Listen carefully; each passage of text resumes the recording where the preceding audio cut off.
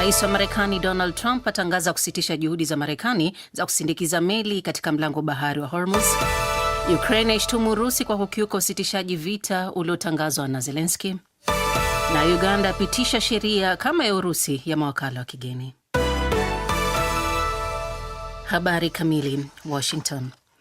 Rais wa Marekani Donald Trump ametangaza kusitisha juhudi za Marekani za kusindikiza meli zilizokwama kutoka kwenye mlango bahari wa Hormuz, akisema hatua hiyo imechukuliwa ili kutoa nafasi ya kukamilisha makubaliano ya amani na Iran ambayo amedai yamefikia hatua nzuri. Hata hivyo, Trump amesisitiza kuwa vizuizi vya Marekani kwenye bandari za Iran vitaendelea kuwepo, huku akionya kuwa vikosi vitakuwa tayari kuingilia kati ikiwa vitahitajika. Trump ametoa tangazo hilo baada ya waziri wake wa mambo ya nje Marco Rubio kusema kwamba Marekani imekamilisha operesheni yake ya kijeshi dhidi ya Iran, lakini akaapa kutoa majibu makali kwa shambulizi lolote jipya litakalofanywa na Iran dhidi ya meli katika mlango bahari wa Hormuz.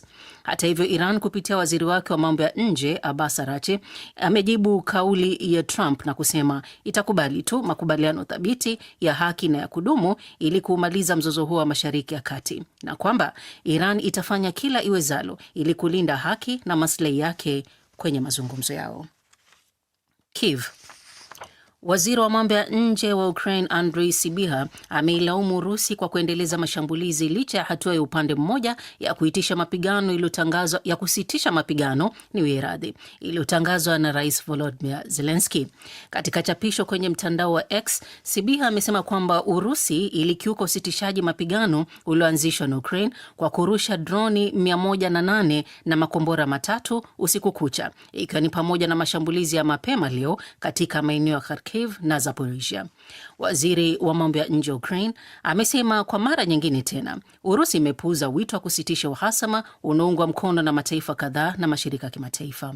Sybiha ameongeza kuwa hii inaonyesha kuwa Urusi inakataa amani na kusema kuwa wito wake aliotoa ni wa uongo wa kusitisha mapigano mnamo Mei 9 na hauhusiano kivyovyote na diplomasia, na kwamba Putin anajali tu kuhusu magwaridi ya kijeshi na sio maisha ya binadamu. Kampala. Bunge la Uganda limepitisha jana muswada tata ambao awali ulikosolewa na makundi ya kutetea haki za binadamu, waandishi wa habari na wafanyabiashara kwa kuakisi lugha ya mawakala wa kigeni inayotumiwa katika sheria ya Urusi ili kuwanyamazisha wapinzani baada ya kufanyia marekebisho kadhaa. Wakati wa mjadala mkali bungeni, wabunge hao walipitisha mswada huo baada ya kufutwa kwa kifungu kilichowataja Waganda walioko nje ya nchi kama wageni. Mswada huo unaojulikana kama mswada wa ulinzi wa uhuru unaharamisha hatua zinazochukuliwa kukuza maslahi ya wageni kuliko yale Uganda na kuwataja wanaopokea ufadhili wa kigeni kama mawakala wa raia wa kigeni. Watakaopatikana na hatia watakabiliwa na kifungo cha hadi miaka 20 jela. Spika wa bunge hilo Anita Among ameutaja mswada huo kuwa wa kihistoria. Mbunge Kajwenge Twinomugisha Wilson wa chama tawala amesema kupitishwa kwa mswada huo ni mafanikio makubwa, huku mwenzake wa upinzani Gilbert Olanya akisema utaunda mfumo wa vikwazo vikali vya kiutawala wenye uwezo wa kuathiri uchumi. Unaendelea kusikiliza taarifa hii ya habari za ulimwengu kutoka DW mjini Bonn. Addis Ababa. Ethiopia na Sudan zimeshtumiana kwamba kila moja imekiuka eneo la mwenzake na kusaidia vikosi vya waasi. Hapo jana, wizara ya mambo ya nje ya Ethiopia ilishtumu jeshi la Sudan kwa kuunga mkono mamluki wa chama cha Tigray People Liberation Front ambacho wapiganaji wake walipigana vita vya wenyewe kwa wenyewe dhidi ya serikali ya shirikisho kuanzia mwaka 2020 hadi 2022. Katika chapisho kwenye mtandao wa X, wizara ya mambo ya nje mjini Addis Ababa imesema Sudan inatumika kama kitovu kwa vikosi kadhaa vinavyoipinga serikali ya Ethiopia na kuvishtumu vikosi vya Tigray kwa kuhudumu kama mamluki nchini Sudan. Pia imesema jeshi la Sudan limetoa msaada wa silaha na kifedha kuwasaidia mamluki hao, hivyo basi kurahisisha uvamizi wao kwenye mpaka wa magharibi wa Ethiopia. Hata hivyo, afisa mmoja mkuu wa TPLF Emmanuel Asefa ameiambia AFP kwamba hawana uhusiano na mamlaka ya Sudan. Amesema serikali ya Ethiopia inapaswa kujilaumu wenyewe kwa yanayotokea. Hatimaye London. Klabu ya Arsenal imefuzu kwa fainali ya ligi ya mabingwa barani Ulaya baada ya kupata ushindi wa bao 1-0 dhidi ya Atletico Madrid katika uwanja wa Emirates na hivyo kushinda kwa jumla mabao 2-1. Bao hilo la kipekee lilofungwa na nahodha Bukayo Saka muda mfupi kabla kipindi cha kwanza kukamilika. Ni mara ya kwanza katika muda wa miaka 20 kwa Arsenal kufika fainali ya michuano hiyo, mara ya mwisho ikiwa mwaka 2006 ambapo ilipoteza dhidi ya Barcelona. Vijana wa Mikel Arteta sasa wanasubiri mshindi kati ya Bayern Munich na PSG katika fainali itakayochezwa mjini Budapest Mei 30. Ushindi huo pia unaiweka Arsenal katika nafasi nzuri ya kushinda mataji mawili msimu huu, ligi kuu ya Uingereza na ligi ya mabingwa barani Ulaya.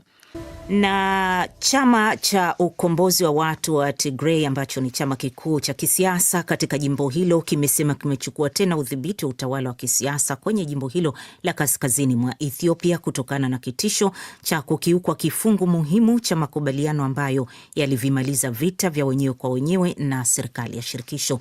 Grace Kabogo anaarifu zaidi katika taarifa ifuatayo. Chama cha ukombozi wa watu wa Tigray TPLF kimesema katika taarifa yake iliyoitoa jana Jumanne kwamba kimelirejesha baraza la kutunga sheria ambalo lilikuwepo kabla ya vita vya mwaka 2020 hadi 2022 na kwamba baraza hilo limemteua mwenyekiti wa TPLF Debretsion Gebremichael kuwa rais wa jimbo hilo. Mwezi uliopita TPLF ilitangaza itarejesha miundo ya kisiasa iliyokuwepo kabla ya vita na kuishutumu serikali ya shirikisho kwa kuchochea mzozo wa kivita na Tigray, kuzuia fedha za kuwalipa wafanyakazi wa umma na kuongeza muda wa rais wa utawala wa mpito wa Tigray bila kushauriana nacho. Hatua hiyo ilisababisha mshauri wa waziri mkuu Abiy Ahmed kuonya kwamba mzozo mbaya unaweza kurejea katika jimbo hilo. Kutokana na matamshi hayo, wiki iliyopita Umoja wa Ulaya na Uingereza zilitoa wito wa pande zote kupunguza mvutano ili kuzuia hali isiwe mbaya zaidi. Bilen Seyum, msemaji wa Abiy, hakuzungumzia suala hilo alipotakiwa kufanya hivyo. Aidha, msemaji wa TPLF naye hakujibu sababu iliyokichochea chama hicho kufikia uamuzi huo au madhara yanayoweza kujitokeza.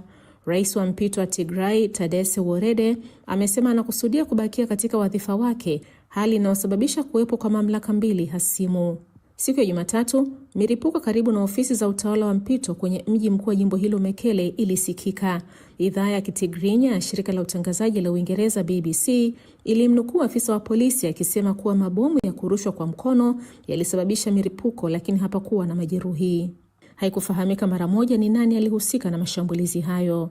Profesa wa masomo ya amani na mizozo katika chuo kikuu kipya cha Oslo na msomi wa TPLF, Terjil Tronvoll, ameliambia shirika la habari la Reuters kwamba uamuzi wa TPLF ni wazi unaongeza mivutano. Kulingana na Tronvoll, iwapo juhudi za kupunguza mvutano hazitochukuliwa haraka, hali hiyo inaweza kusababisha kuzuka kwa mapigano mapya. Katika miezi ya hivi karibuni, makubaliano ya Pretoria yamekuwa yakisuasua huku mapigano yakizuka tangu mwezi Januari kati ya vikosi vya TPLF na jeshi la serikali ya shirikisho pamoja na wapiganaji wanaoungwa mkono na serikali. Kulingana na wataalamu na watafiti, mzozo wa Tigray ambao ulishirikisha vikosi kutoka nchi jirani ya Eritrea ulisababisha mauaji ya maelfu ya watu, kuanguka kwa mfumo wa afya na njaa kuzuka. Mapigano hayo yalichangia kuvunjika kwa uhusiano kati ya TPLF, kundi la wapiganaji wa msituni lililogeuka na kuwa chama cha kisiasa ambacho kimetawala siasa za Ethiopia kwa takriban miongo mitatu, na Abiy ambaye uteuzi wake kama waziri mkuu wa mwaka 2018 ulimaliza utawala wa TPLF. Alikuwa ni Grace Kabogo. Na tunarudi hapa nchini Ujerumani. Mwaka mmoja tangu aingie madarakani, kansela wa Ujerumani Friedrich Merz anakabiliwa na changamoto kubwa za kisiasa na kiuchumi, huku serikali yake ya muungano ikikumbwa na migogoro ya ndani na kushuka kwa umaarufu miongoni mwa wananchi. Ripoti ya mwandishi wa DW Christoph Strack inasoma studioni na Edi Sesanga.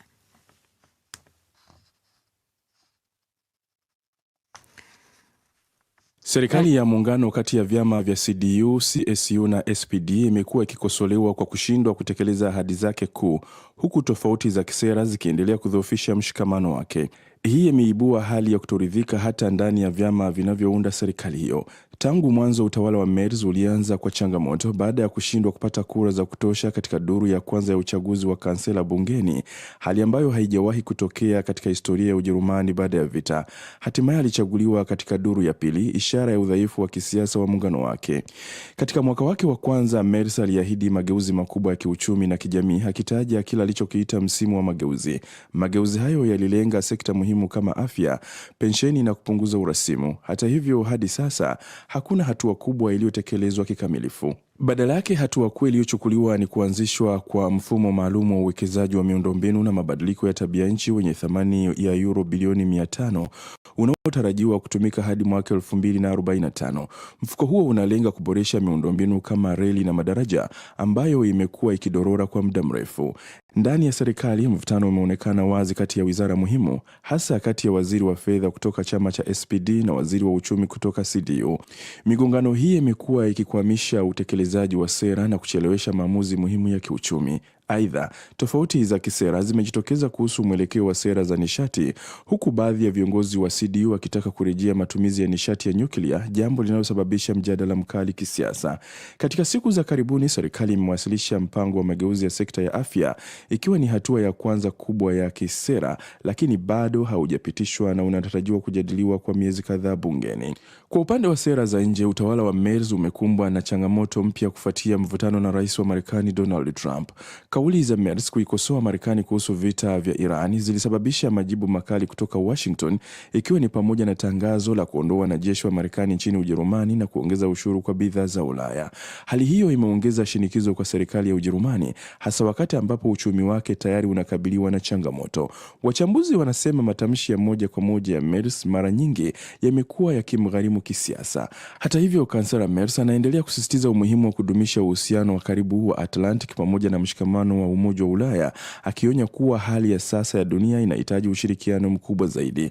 Pamoja na changamoto hizi, mustakabali wa serikali ya Merz unaendelea kuwa mashakani, huku baadhi ya wachambuzi wakionya kuwa Ujerumani na Ulaya kwa ujumla haziwezi kumudu kushuhudia kushindwa kwa serikali nyingine katika kipindi hiki nyeti cha kimataifa.